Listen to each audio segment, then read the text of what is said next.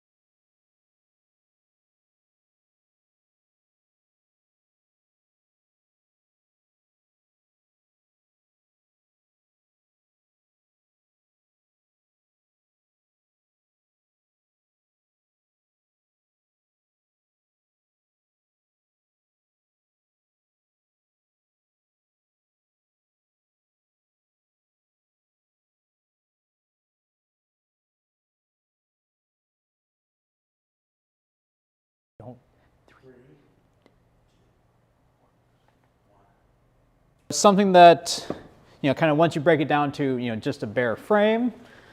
And so I have a bare, big BMX frame that has been sitting here for more than a year. Because I got a guy who wants to build this eventually, just there hasn't been a lot of parts available, and the thing, long endurance and comfortable things, it's not that. It's gonna be pretty twitchy, pretty aggressive.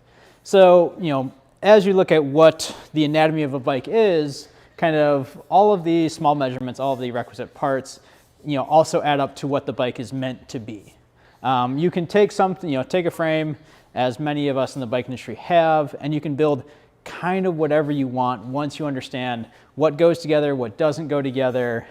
And so, yeah, if you wanted to put a, full suspension fork on this and rake it out, and, where it's meant to be ridden normally fairly horizontally, you can have it tipped up where it's this tall and that front wheel is coming way out here. There's a lot of options for silly things that you can do to build a bike, but they are silly things you can do to build a bike. But yeah, this is just a good kind of visual representation of the most basic component of what a bike is. That's your frame. Parts of the frame here, we have the head tube, like on the bike behind me. That's where your fork mounts into, and that's where the headset bearings are. Headset bearings are what the fork pivots around. That's that bearing system. This here is your down tube. It goes from the head tube to the bottom bracket.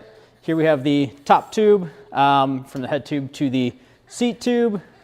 Seat tube, we have the seat stays and chain stays. Those are your basic frame components. And then this is your bottom bracket. This is the, where the cranks are, that's where the pedals are, that's where everything gets mounted that spins around as you're putting down power. So this is a good way to see what the bearing surfaces are on a frame. So if we look into the head tube, this has what would be an integrated headset. So there'll just be bearings that drop into this without any kind of cup or retainer, just the bearings in there. Similar to actually what this frame has too. But so yeah, headset bearings are, one of those parts that's kind of rarely talked about because you need it, and it's something that most folks don't even generally notice. There are many different options, variations, necessary specs to know what's what and what you need, what's going to work for both the fork and the frame. Those, you can take both into account for that. But yeah, this is a version of a Cane Creek. This is a lower headset, and here is the upper top half. So this is a good kind of show you what would be the cup. So for, this would not work in this frame, but so for the frame that this does work in, this gets pressed into the frame. I'll show you kind of generally what that looks like. So this would get pressed in, which clearly it's not going to fit in this. And then this gives you that kind of consistent mounting point for the bearing, which sits inside of that cup. And then this is the crown raise. That's what the pivot point is for the lower bearing. we go to the top half, and it's kind of the same thing, just in reverse. Bearing in this one's a little bit, I'm still in there, not as tightly. And then this is your crown race. That's your upper race. That's your pivot point for that. And this gets pressed into the top of the frame. But so yeah, that is a headset, and that's kind of what gets put in, that the handlebars and the steering is done around.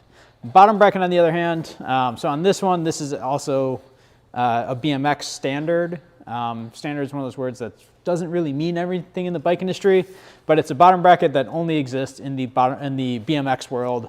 You're never going to see this form of bottom bracket on a road bike, mountain bike, etc. This one, you press the bearings in, and you have a spindle that runs all the way through that gets spaced externally using the BMX spacers and spindle spacers there. But yeah, and that's that bearing here. This bike, which is a little bit more traditional, a little bit more realistic of an example to use, meant to be ridden as I had it set, because, well, sometimes when we try to do things live, they don't quite work out, and we'll occasionally kind of cheat, make our lives much easier. So this is our crank and chain rings. This is our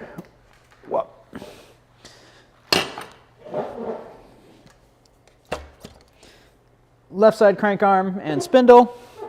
So these two parts were joined, and they're opposite each other. So that's what you're pedaling through.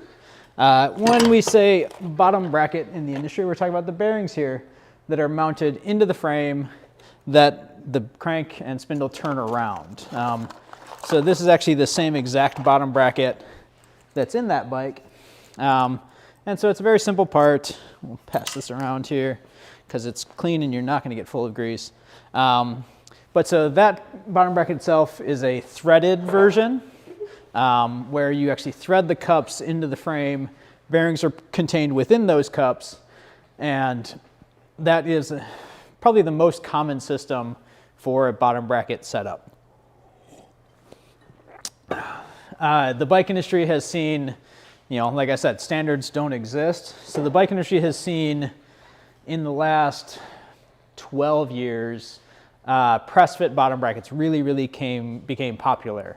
Press fit is really just bearings pressed into the frame or a variation of that. Similar to the headset, actually, because you're sometimes pressing cups with bearings in them into the frame. But so press fit bottom brackets, they were lighter. I'll say were. They were lighter because it's less setup. However, it's not great about communicating best practices for how to install some new technologies. And a lot of mechanics used a lot of grease, because you'd use grease consistently when you're installing something like this because it's threaded, and that grease allows it to pull itself, pull it tight, and then also allows it to become unthreaded as opposed to seizing. Seized bottom brackets are a huge pain. But press fit bottom brackets, where the bearings are pressed into the frame, grease promotes movement. That's what it does. That's what it's meant to do. So that bearing is more apt to move when it's greased into the frame. Something that I did early on in my career was, as opposed to using grease to install a press fit bottom bracket, I used carbon friction paste. Had a carbon shell. Carbon friction paste, it does work. It does do its intended purpose, which is lubricating it for it to move in, and then that friction allows it to hold in place. But the best thing to use when installing press fit bottom brackets, and depending on frame materials, this changes too, but is generally some kind of bearing retainer or retaining compound. Blue Loctite is what I use. That was the best recommendation that we had when I worked for a major bike brand. Green Loctite works as well, which is specifically from Loctite, a bearing retainer. But yeah, that is a total aside on press fit bottom brackets and why the industry has been pretty horrible about servicing them, communicating them, what you should be doing, and part of the reason why they get such a bad rap. Properly installed press fit bottom bracket works for years and years and years, is very light and has great power transfer, but that didn't always happen. So threaded is your more consistent system, and it's been around for about 50 years. Yeah, about 50 years. So yeah, they've got a lot of the kinks worked out on that. They today are very light, very minimal when we take a look at what that frame looks like internally. And yeah, but they are English threaded versus French threaded versus Swiss threaded versus Italian threaded. There are a lot of options for what can be and how things can be threaded. So it's not easy. Like I said, standards don't exist. Life would be easier if they did, but they don't. Cool, we are cooking right through with. So yeah, that's kind of most things about frames. Another thing that's fun to talk about with frames is when we look at the back end of the frame. So the other thing that makes this pretty unique to being a BMX, most of us that have had quick release bikes had vertical dropouts, and that's where the wheel's able to drop out vertically through the bike. There were the older Schwinn's that had reverse dropouts. So it looked like this, but it was pointing this way, so the closed end was back here, and that slot for it to come in was here, and you would pull that wheel further back to get it a little bit more into tension. So yeah, dropouts really change kind of how the rear wheel interacts with the frame, what the frame is meant to be. This being a BMX bike and any kind of horizontal or sliding dropout allows for when you run a single speed bike that does not have a derailleur, you're able to get that chain tension to where you want it to be by pulling that dropout further back as you slide it along. So it doesn't just always sit at the very front of this. It's usually somewhere in the middle, allowing for that good chain tension. Another part here that we have, this one they did a fun, it says never stop. This is your brake bridge. So it's funny if the brake bridge says never stop, right? You get this is a brake bridge. So this is where your rear brake would typically be mounted, and